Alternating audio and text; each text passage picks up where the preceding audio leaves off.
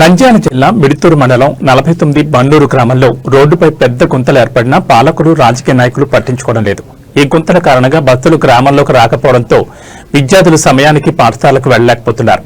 దీంతో విద్యార్థులు RTC driver, conductor సహాయంతో కలిసి ఆ గుంతలను శ్రమదానం చేసి పూడ్చివేశారు. ఈ సంఘటన గ్రామస్తులకు కనువిప్పు కలిగించింది. ఇప్పటికైనా ప్రభుత్వ పాలకులు రోడ్డుపై గుంతలను పూడ్చిస్తే బస్సు సక్రమంగా గ్రామంలోకి వచ్చి విద్యార్థులు సమయానికి స్కూలుకు వెళ్లగలరని విద్యార్థులు తెలిపారు.